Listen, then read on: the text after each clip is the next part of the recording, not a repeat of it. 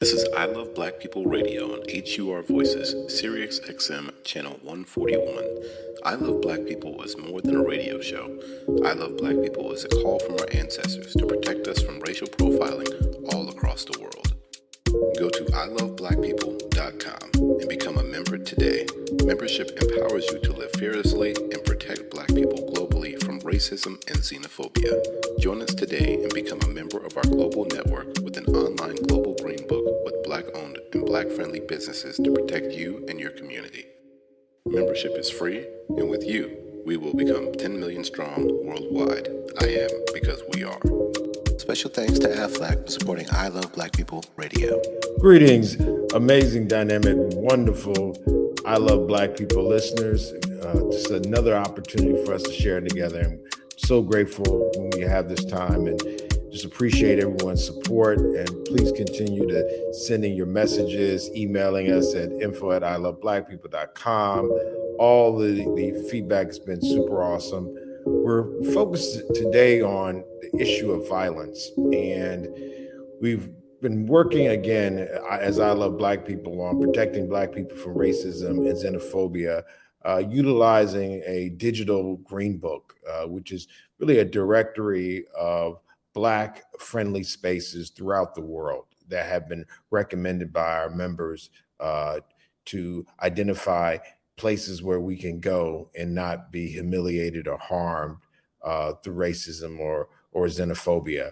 And we say that contextually, globally. We talk about xenophobia because it could even be a Black on Black situation where, again, we have differences because of different countries.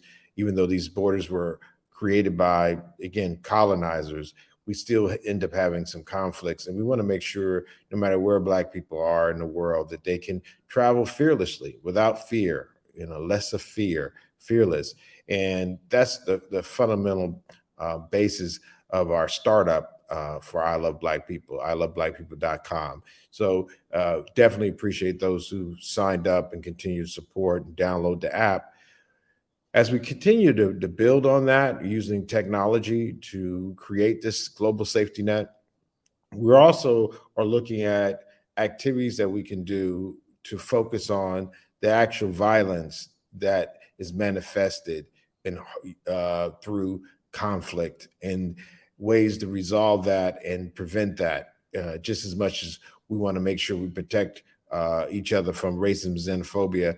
The ultimate harm is the violence that comes from gun violence, and we see it throughout cities in the world, and particularly in the United States, where guns are so prolific. But we also see it on the continent of Africa, and we don't see a correlation or a connection of the violence in Africa and the violence we see with Black people in other parts of the world.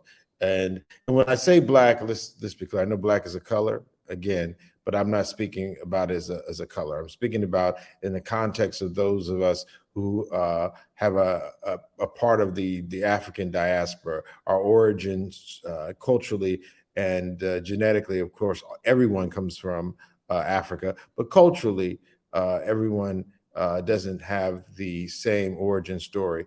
You have folks throughout the world. But those of us who culturally and genetically are connected to Africa, I say Black because oftentimes if you go to Peru and you meet Black folks, they don't connect their Blackness to the continent of Africa.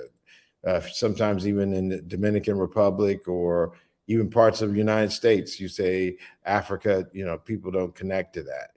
So what we are talking about is something, again, globally, Black folks, 1.5 billion people of African descent, be it something they're consciously aware of or not. And when I say 1.5 billion, the people that are part of this African diaspora represent the size of China. So again, if you just put this in context, those who are European, or we would call European descent, be it in Australia or North America or the continent of Europe. And again, even some people debate if Europe's a continent. They say it's actually a peninsula of Asia. But with that being said, you're really talking about only maybe 600 to 800 million people.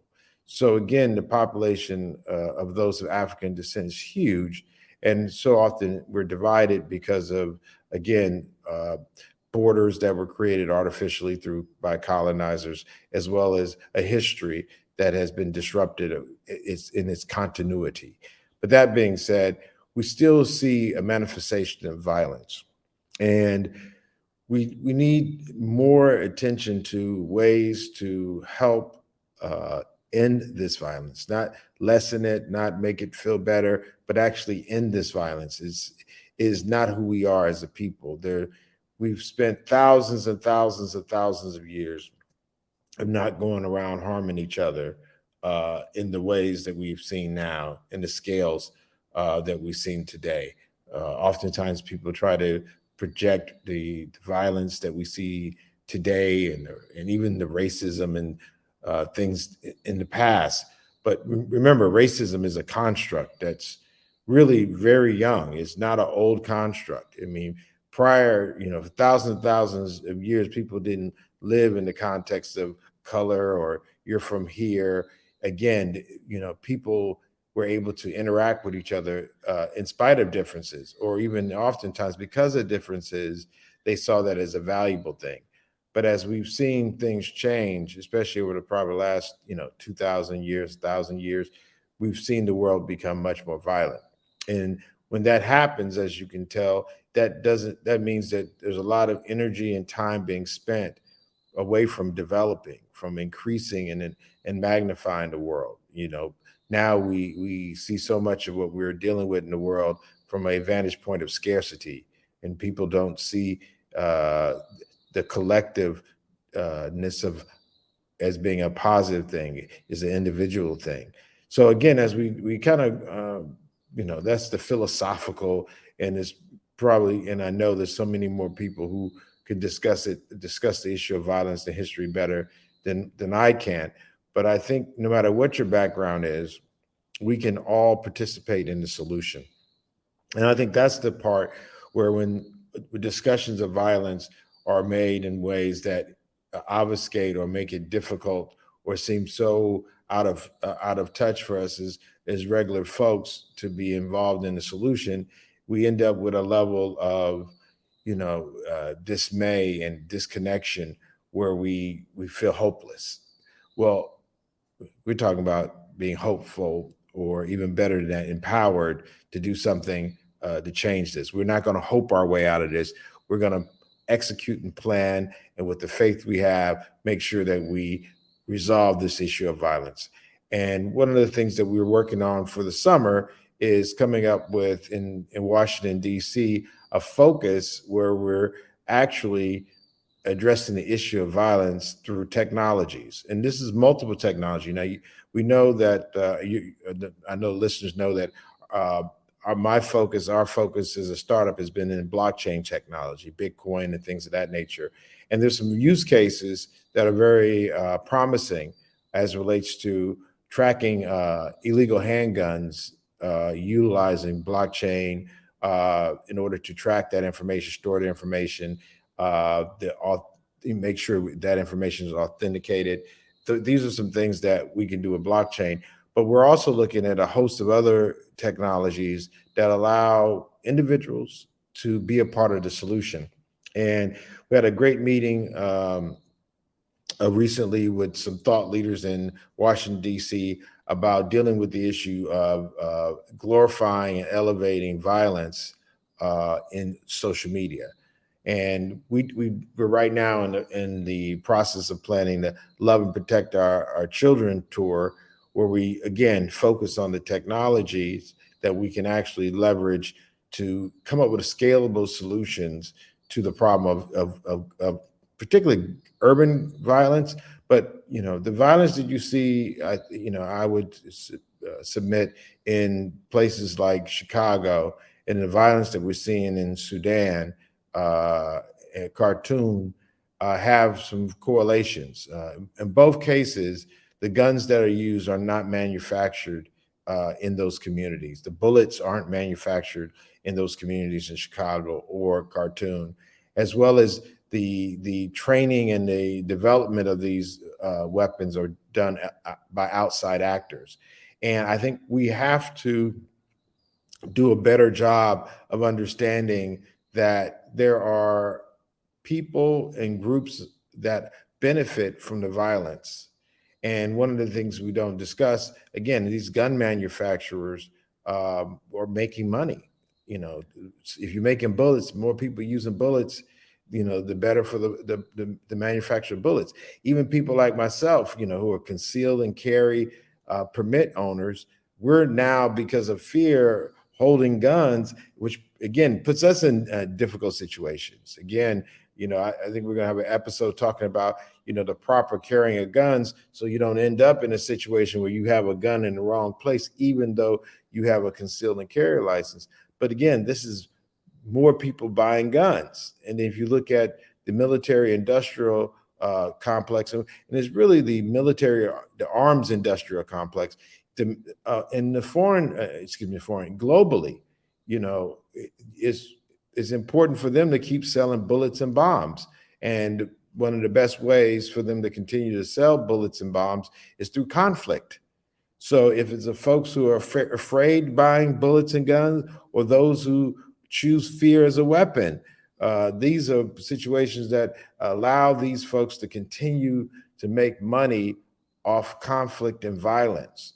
And we don't get the chance to see those faces. And I think it's important that media, such as I Love Black People Radio and others, you know, start showing those faces of the folks that actually are on the boards that are making money and profiting from the fear mongering that comes from guns, as well as the harm from the violence. And again, that's in Khartoum, Sudan, or Chicago, United States. So I think in our analysis, we look at the issue of violence, not just with local issues, but we see the global connection. And I think one of the things that we sometimes misconstrue from that analysis is making sure we're clear that, you know, it doesn't matter, you know, how rich or poor, or if you're jobless. At the end of the day, violence as a answer is oftentimes being pushed by people outside of the communities in which they're happening in. And I think Kwame Ture, a Howard University alum, you know, spoke to this issue, and I'll quote. He said, "Anytime you make an analysis of an oppressed people in any aspect of their lives and you leave out the enemy, you will never come to a correct analysis. On the contrary, you will blame the oppressed for all of their problems. Even if one were to talk about the drugs in our community, if you just talk about the drugs and not talk about the enemy, you make no analysis at all. If you haven't brought in the question of who brings the drugs in, why the drugs are brought in, for what purpose they are brought in, you will never understand the problem at all. When we speak of the conditions of the African masses, we begin with the enemy of the African masses, especially the racist capitalist system of the United States of America." Now, Brother Kwame Ture, formerly known as Stokely Carmichael, said that in the 90s. But we have to make an analysis that speaks to oftentimes the policies of the United States government, which historically, in many instances, have been racist. So with that history, we must be, again, that shouldn't somehow make us, you know, paralyzed to do anything, thinking about how huge the government is. And again, of course, the government is the people. But what it should give us a context is saying that, you know, the things that are happening to us is not happening to us in a vacuum.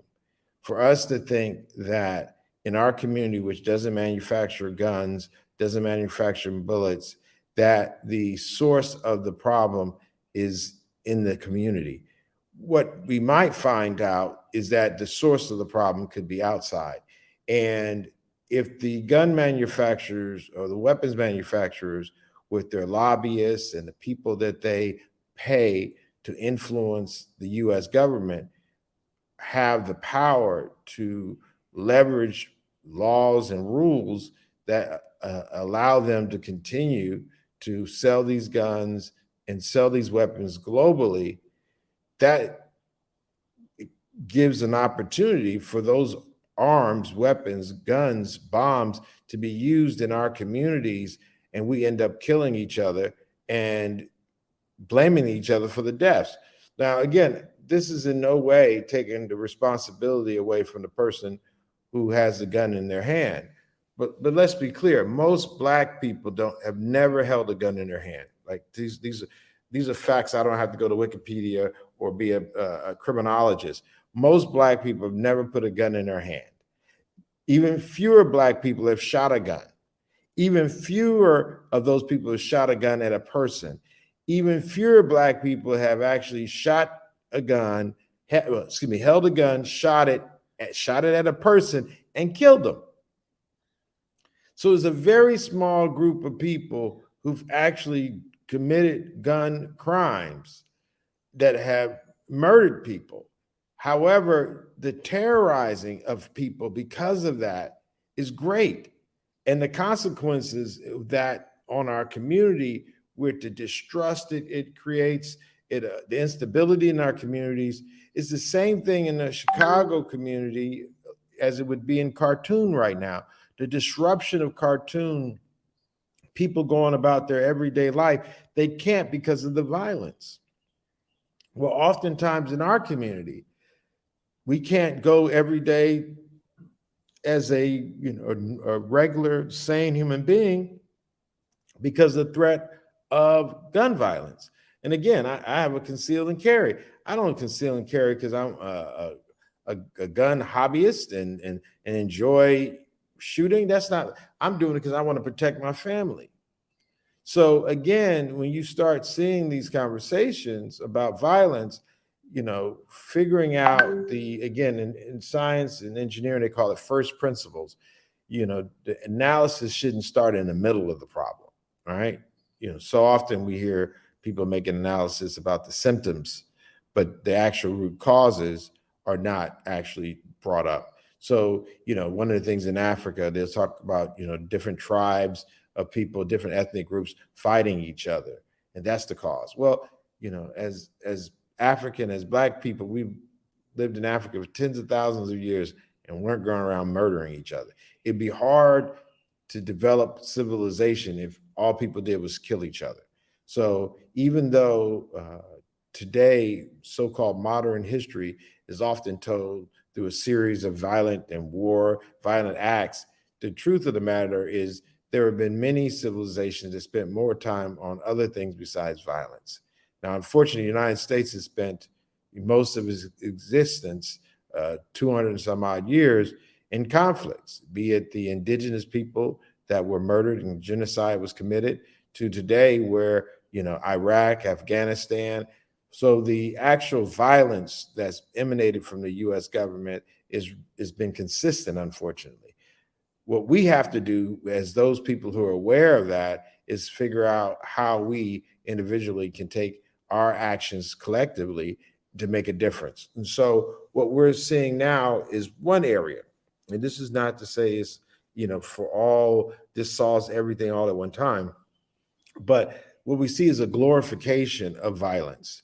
And that glorification, of course, is in the movies. And we all have grown up, watching cowboys and Indian movies where they projected the indigenous people as the enemy, and we would cheer for them being slaughtered, and that was genocide. And literally, that story was told repeatedly on the big screen, where literally the real history of that was genocide. So you imagine if the Nazis had won World War II and they made movies where they projected the violence they committed against people the same way we see the violence that the United States committed against the indigenous people. It's sick. And these are things that we have to correct. And those things are not helpful in us understanding how to solve our problems. So it's something that we as a collective, as we evaluate the issues that we face, that we understand that the issues of anti-Semitism are not made up. These issues have come from a real history of people being killed. So the history of indigenous people being murdered is real history.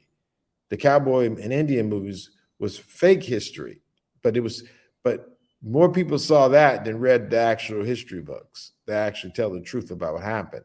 We see some of the same threads in the issue of social media and what's being projected now, where literally a lot of the conflicts that are being projected allow or glorify us harming each other as if that's our history.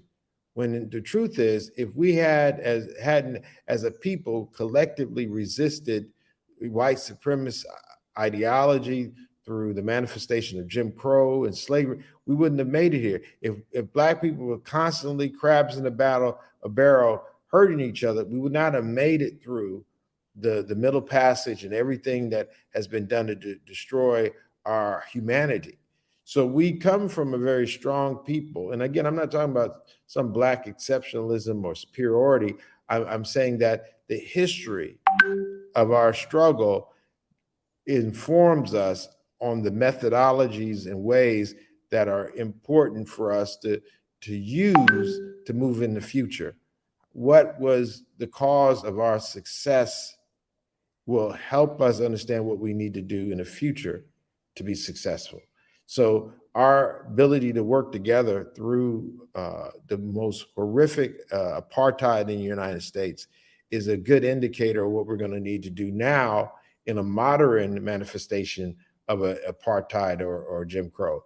Just as much as our brothers and sisters on the continent were able to survive and fight through colonialism, we must understand we got to remain vigilant, because just because there's no more colonies formally in Africa or the world, the colonizer still is here. And as long as those who at one time, oppressed because they're wanting what you have, the fact that they're still here, the Western colonial governments are still here. And to look at that as to understand that the colonial governments are here, they still covet what's in Africa. So they may not use the same tactics, but they still have, again, the interests that they had during colonialism. And again, some people call it neo-colonialism, and it kind of changes people's perspective. But I think what's probably more insightful is that it's been consistent. The treatment of Black people in the United States has been consistent. Has it changed in the approach? Yes.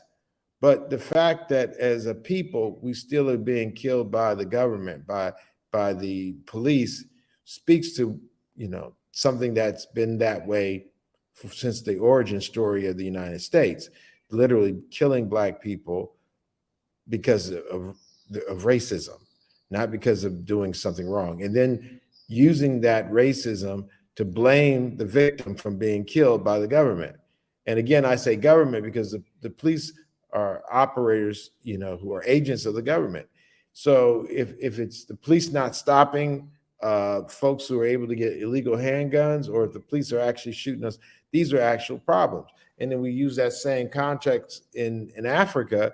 Again, you have AFRICOM and other, the CIA, just as much as we know that the FBI was involved with the Black Panthers being killed and undermining Martin Luther King, and literally from the beginning of different civil rights movements, that there's been a conscious effort by the U.S. government to undermine those movements. There's not one African liberation story that the United States supported. So we got to know the truth about the government so that we can make it better, not so that we can complain. When we look at the problems, we have to actually do a fair analysis of it. It's not being anti anything, or maybe it's about being anti-lying or anti-white supremacist ideology, but it's about being informed so that you can actually be a part of the solution, not part of the problem. And I don't, one of the things we don't know, especially after COVID, that's brought it to the fore more than any time in history, is that this life is not promised. But the life we do have, let's use it to be a part of a solution, to liberate, to free, and to eliminate those things that will kill us. Those things that kill us, we can stop it. We don't have to die because of hand. Doesn't change the needle for our people in our community if that money is being used or developed from exploitation of our community. So again, with the work that we're doing with different organizations as it relates to summer, Love and Protect Our Children and other initiatives, what we're saying as a startup, as a small business, is that we all have an obligation to be a part of the solution, and we all have something to offer. It's hard being a small business, but we have members in our community that are rooting for us and in supporting us, with the understanding that support would do something to help the greater community. And I challenge and I humbly request that, even though it's hard to make payroll, we also need to make sure that we're using our energies and efforts to support our community. And this gun violence thing globally is way overdue to be stopped. And we are the ones we've been waiting on. Thank you so much for joining us today. And as I always leave us, I am because we are. This is I Love Black People Radio on HUR Voices, Sirius XM, Channel 141. I Love Black People is more than a radio show. I Love Black People is a call from our ancestors to protect us from racial profiling all across the world. Go to iloveblackpeople.com and become a member today. Membership empowers you to live fearlessly and protect Black people globally from racism and xenophobia. Join us today and become a member of our global network with an online global green book with Black-owned and Black-friendly businesses to protect you and your community. Membership is free, and with you, we will become 10 million strong worldwide. I am because we are. Special thanks to AFLAC for supporting I Love Black People Radio.